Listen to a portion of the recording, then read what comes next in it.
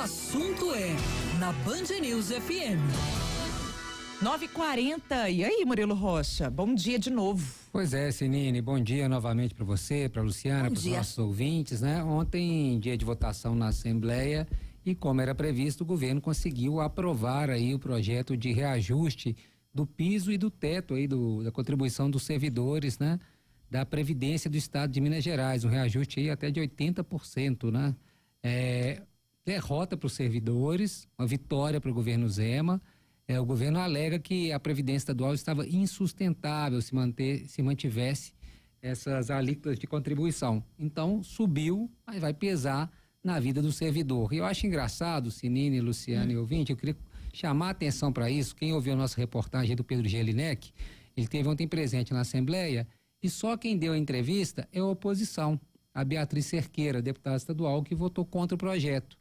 Eu conversei com ele ontem à tarde, falei, Pedro, escuta alguém da base do governo. Ele falou, Murilo, ninguém fala, todo mundo desapareceu. Eu falei, não, vá atrás do líder do governo, o deputado João Magalhães, famoso deputado João Magalhães aí, já esteve envolvido em tudo que é escândalo aqui em Minas Gerais, o João Magalhães já passou por eles.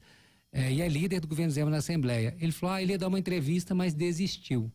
Eu acho que diz muito sobre o caráter desse projeto, né? Os deputados votam com o governo, mas não dão a cara à tapa. Tem medo de se explicar para a opinião pública por que estão aumentando a contribuição dos servidores de Minas Gerais.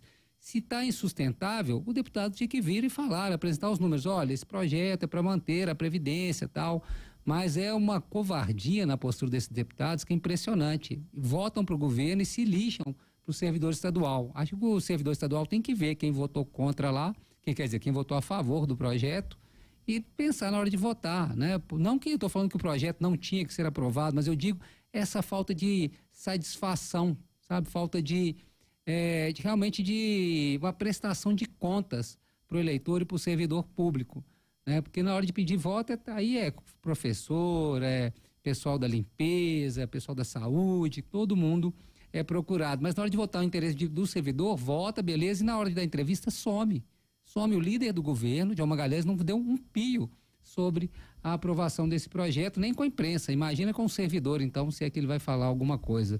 Claro que não, né? Isso me incomodou muito, essa questão de que ele falou, só a oposição aqui que vai falar, né?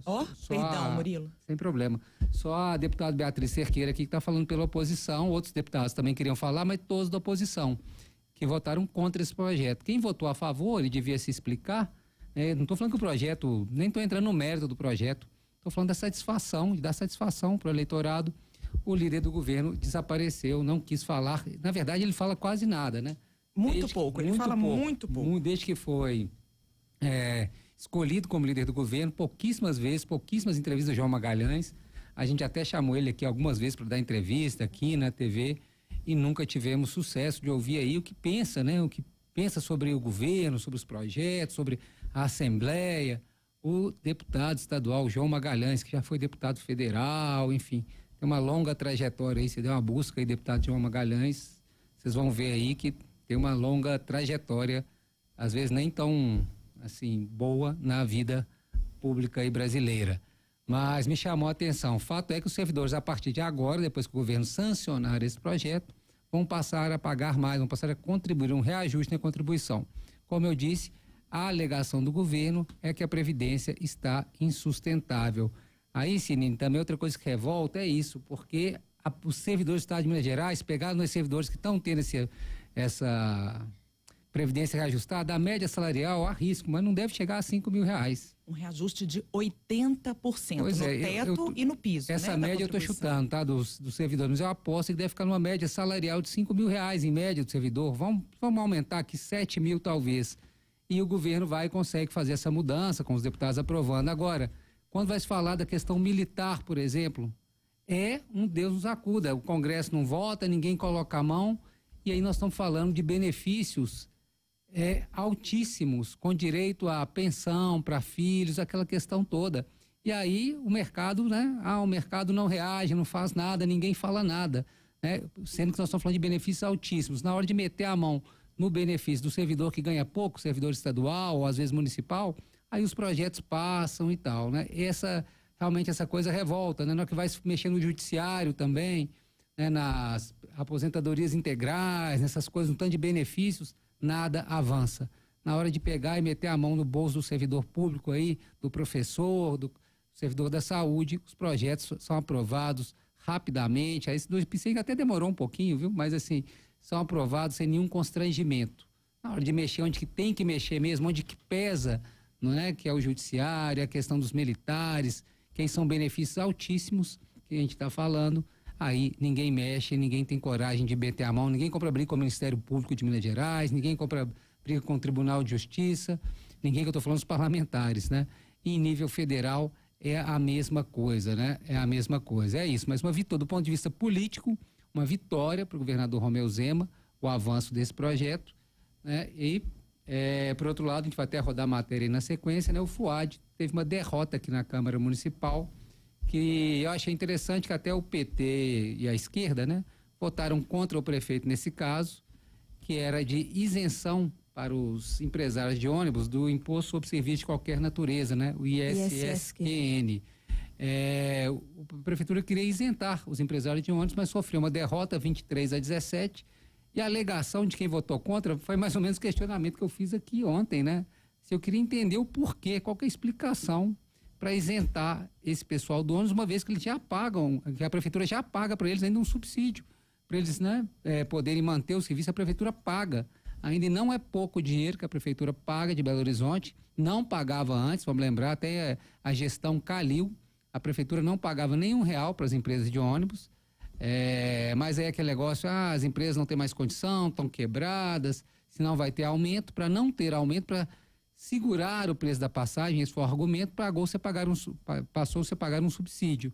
E agora a prefeitura ainda queria isentar as empresas de ônibus, sem dar grandes explicações de um imposto, mas foi derrotada na Câmara, segunda derrota aí do governo FUAD, recentemente na Câmara Municipal. Então, se de um lado o Zema ganhou aqui na Assembleia, o FUAD perdendo. E por fim, gente, só para encerrar esse comentário, acho que a gente vai falar disso, hoje a Sinino vai dar mais tempo para o Chico Maia, para ele falar de esporte, para a gente poder discutir essa questão da demissão do Milito.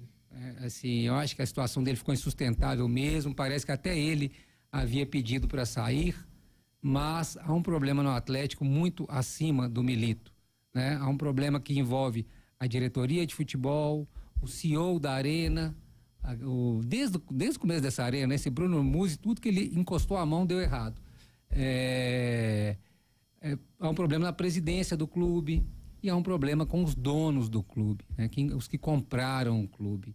Mas, logicamente, quem pagou o pato foi o Milito, que parece que estava até meio deprimido já não tinha condição, tinha perdido o elenco, como se fala no futebol, né? Ele não tinha mais controle ali, não conseguia nem motivar, nem organizar mais os jogadores, ele perdeu o controle sobre o grupo, então a situação ficou insustentável. Mas volto a falar, a reformulação tem que ser do Milito para cima, para baixo também, tem que trocar jogador, é importante, mas tão importante quanto mudar o elenco é mudar para cima, CEO, departamento de futebol, quem sabe até, né, esse não tem jeito por enquanto, os 4 R's aí, mas eu sou a favor, se aparecesse alguém para eles venderem um clube, eu acho que boa parte da torcida ficaria feliz, porque há uma omissão além de tudo, né?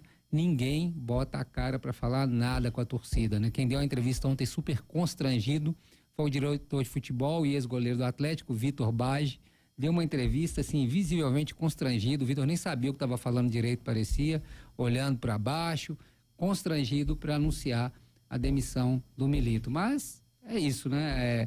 Acho que tem que voltar aí os olhos do Milito para cima. Acho que a cobrança tem que ser aí, pensando se o Atlético quer se reestruturar, né? E o Cruzeiro parece que vai no mesmo caminho, viu? O Fernando Diniz também parece que já subiu no telhado aí, se acumular mais uma derrota, que é a última rodada do Campeonato Brasileiro, se não conseguir essa classificação para Libertadores, parece que Fernando Diniz também se será página virada no Cruzeiro, mostrando um amadorismo, né, na direção dos clubes daqui de Belo Horizonte. É isso, Luciana, Sinini. Agora